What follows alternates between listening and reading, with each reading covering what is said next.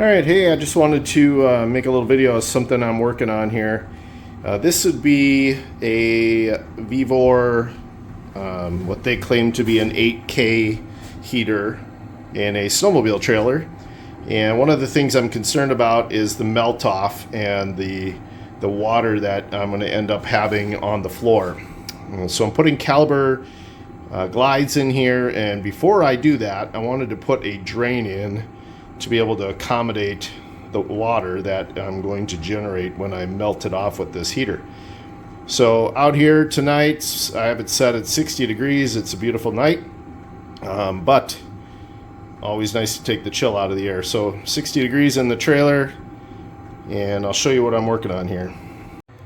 So I was working on this earlier today and figured I'd throw a video in here for you guys to see this, if this is an option for you. So this is a 2024 Neo 23-foot NASX trailer.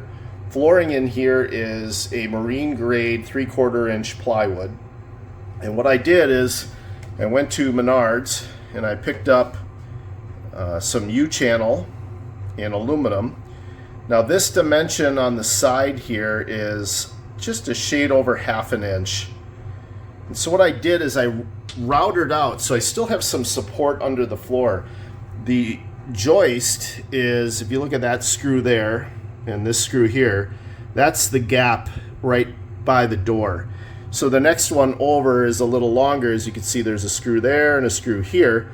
I didn't want to mess with this area. Plus I've got this tie down. There's some bracketry underneath that that's welded between the joists to give it some more rigidity. I didn't want to mess with that. So what I did is I routed this down about 3/8 of an inch into the plywood. So I still have a little bit of meat down there to give me some strength. And then what I'm going to do here is I'm going to caulk that area around the hole, and I'm going to drop this piece in. And again, because that's a little over 1/2 inch, it's going to stick up a little bit. So what I'm going to do is belt sand that down flush with the floor. So that'll be right tight against the floor, and then I'm going to caulk on the edges to seal that up. So I'll have some caulk in there around the hole. I'll have some caulk along the edges, and then when I don't want to worry about draining or anything getting in, I just also got these at Menards, some little plugs, and these just push into the hole, and that'll keep anything from getting into the trailer that I don't want in the trailer while I'm not using the drain. But then when I am needing a drain, I'll pull that plug out. I've done this on both sides. Obviously this side, I don't have it recessed in here. Well, there you go. Recessed now, but I'll sand that down. Same thing, another hole on this side, same style plug fit in there. The reason I did this is if the trailer isn't sitting level, which when is it ever sitting level? It's tipped to one side or the other, that water will be able to drain either way into those holes. So we'll caulk up the ends of this where that wood is exposed right here. I'll caulk all this and seal that up, and that'll just drain right down onto the ground right outside. So let me get that part put in here and sand it down, and then I'll show you what that looks like. All right, so got the caulk in. I'm not worried about that right now. Just got a little line underneath here to give it a little hold. And basically it's just going to hold itself in with caulk and the caliber glides that'll be over the top of that. So I'm not really worried about it going anywhere. But if you really were, you could run some screws in on an angle or just like bolt it through. I don't think that's going to be an issue, so I'm not going to worry about that right now. But let me go ahead and get this shaved down. You can see this is the gap I'm trying to get rid of now, that I'll sand down and get that perfectly smooth. So I'll work on that and come back in a second and show you what that looks like. All right, so first recommendation, do not put any caulk down before you do this process. So got a little warpage in here because of the heat. But I originally caulked it in, as I said. Well, that was a bad idea because when you do this, the aluminum tends to roll over on the edge. So, for instance, as you grind, what I was doing was grinding, and then this edge here would roll in, would also roll out. So you really need to be able to take this back out and clean that up. So combination of the grinder, this tool, which you basically just run along the edge here, and that rips off the aluminum stringies that tend to come off. Belt sander and all of the assorted other things, a file, just to clean this up.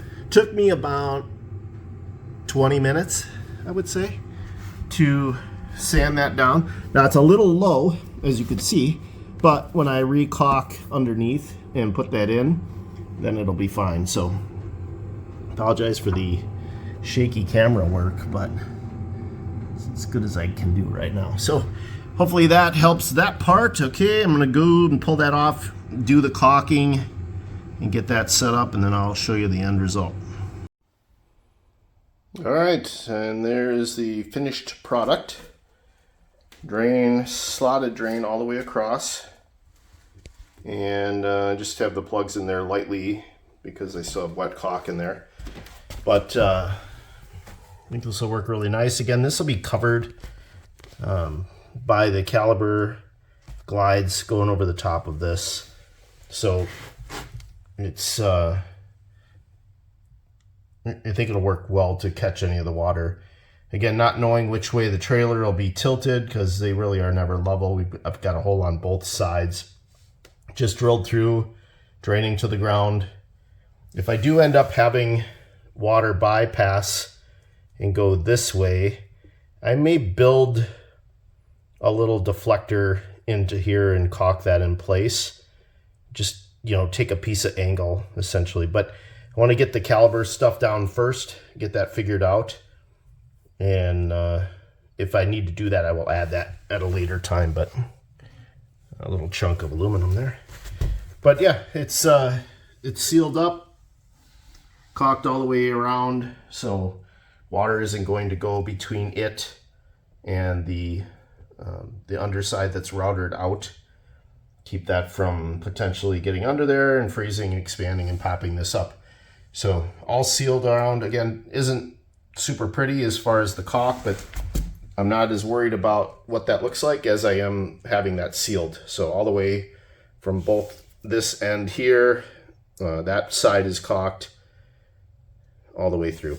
So hopefully that helps give you some idea of a way that you can put a drain in your trailer. The heaters obviously melt a lot of snow off, causing that water. What I'm trying to avoid is having that hinge on the bottom of my door freeze shut in the wintertime when it is really cold. And we'll see how it works. I'll give you an update in the comments below if I have anything that I change or add to it. Thanks for watching. Appreciate it. Have a great rest of your day, and let me know if you end up doing one of these in your trailer or if you've done something different. You know, people learn from each other. That's why we're here on YouTube watching this stuff, or wherever you're watching this. Thanks. Have a good day.